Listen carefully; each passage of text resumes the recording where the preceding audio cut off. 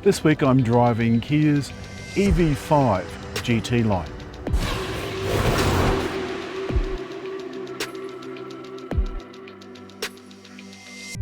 When I first saw the EV5, I thought it was great. I like this design language a lot.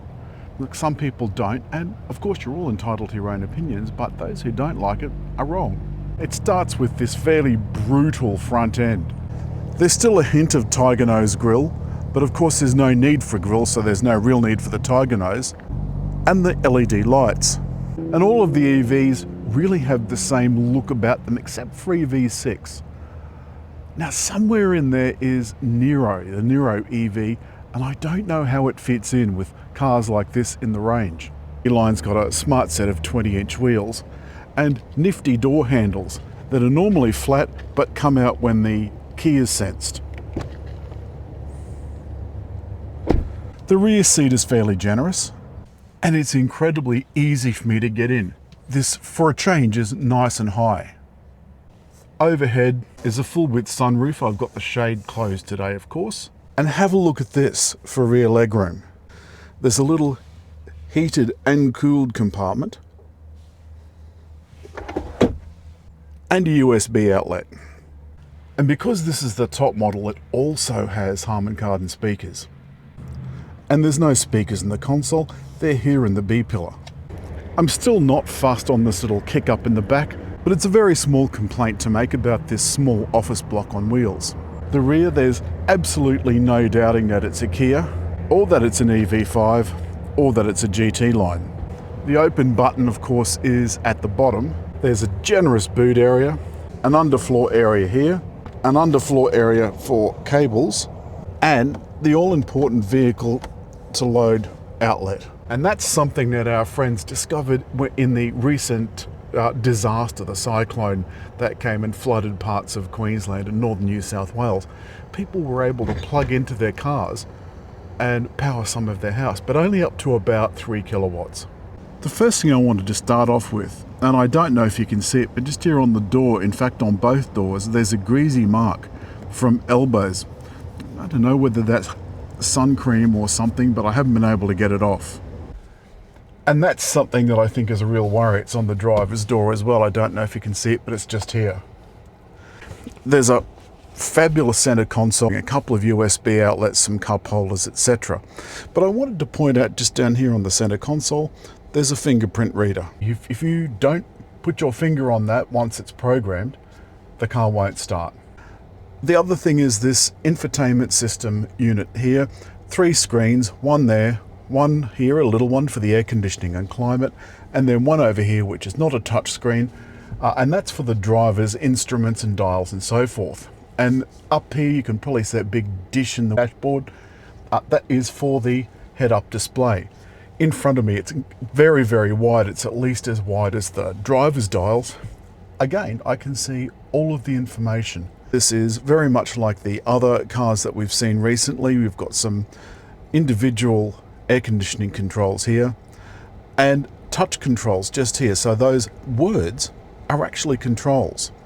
Now watch what happens when I try and do something on the main screen. Hold on a sec. Oh God, look. Every time I do something there, I rest my hand here because this is where you'd naturally rest your hand. And especially when you're doing that and programming an address in, you accidentally hit these words, which is so annoying.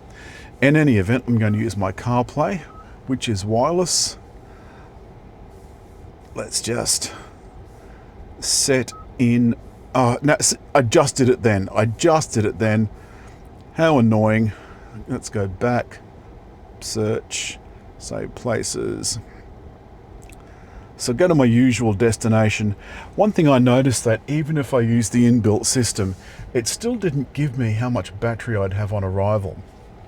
It's telling me I've got 128 kilometers and this trip is a 53 kilometer trip.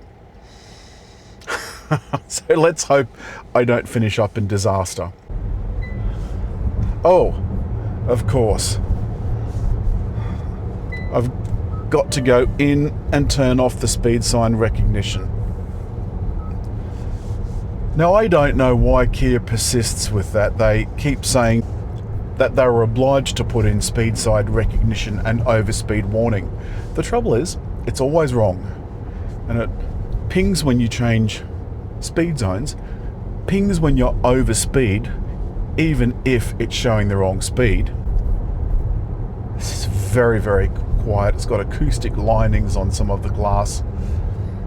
The body itself is absolutely beautifully soundproofed.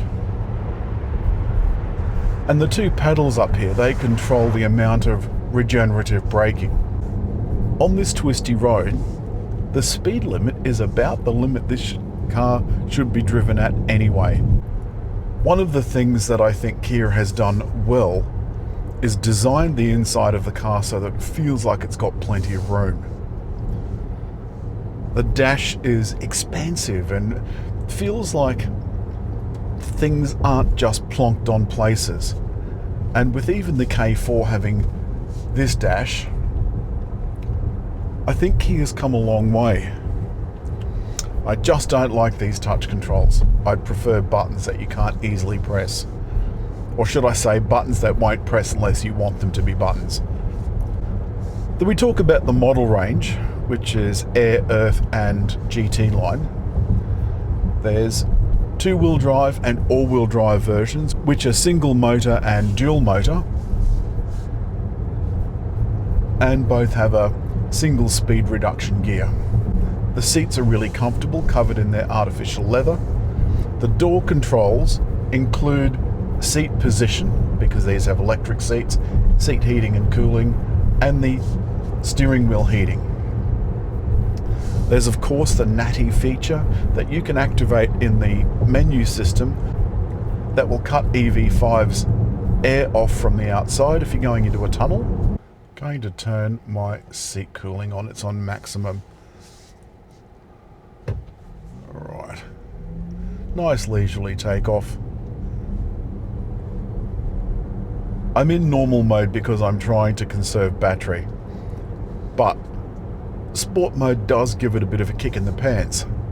However, my 0 to 100 is still a leisurely just over 6 seconds.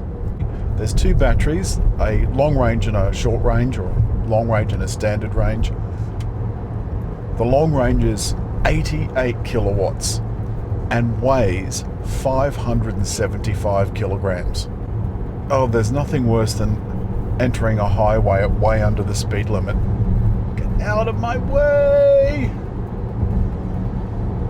Alright. It's about now I want to point out the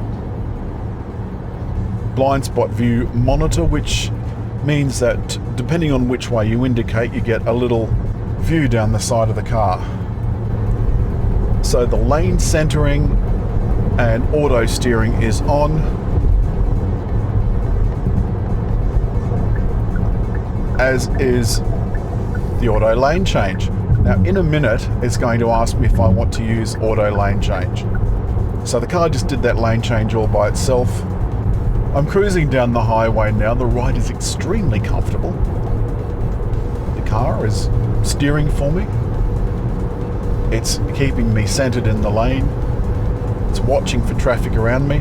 And if you watch down here, you'll see that there's traffic showing, like you've seen in Tesla. Though Tesla is perhaps not quite the shining light that it once was.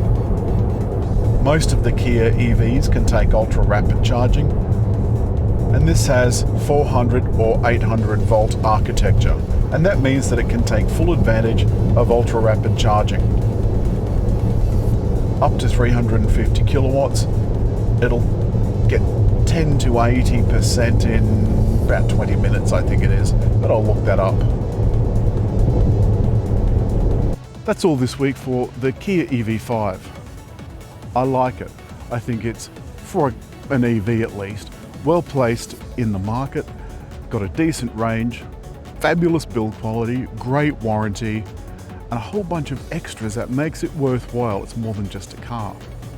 As always, hit like, leave a comment, and just over there on the little round thing to subscribe.